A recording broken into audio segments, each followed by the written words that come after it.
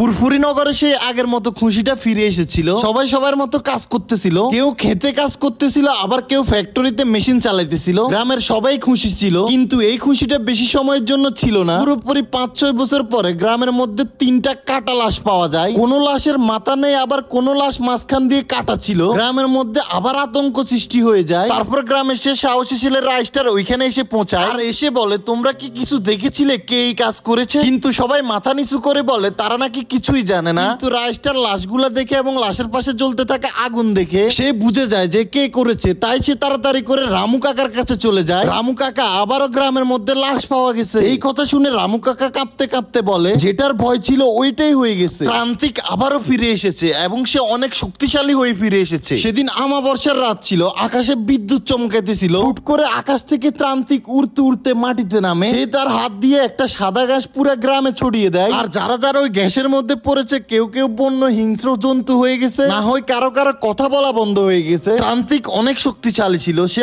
আগুন দিয়ে মানুষকে গায়েব করে দিত। একদিন ত্রান্তিক গ্রামে থাকা তেলের টাঙ্কির মধ্যে ঢুকে যায় আর ওই তেলগুলাকে রাইস্টার গাড়ির মধ্যে উঠিয়ে শহরে নিয়ে যাইতেছিল বিক্রি করার জন্য। রাস্তার মধ্যে হুট করে জোরে জোরে তেলের টাঙ্কি লড়তে থাকে আর তান্ত্রিক বের হয়ে আসে আর হুট করে ওই জায়গাটা পুরো সাদা গ্যাসে পরিণত হয়। তারপর ওইখানে দেখা যায় শুধু খালি গাড়ি আর তেলের টাঙ্কি পড়ে আছে। মানে তান্ত্রিক রাইস্টারকে তার বশে করে নিছে এবং তান্ত্রিক রাইস্টারের রূপ ধরে তার গ্রামে চলে আসে এবং গ্রামের সকল মানুষকে একে একে করে মারতে থাকে।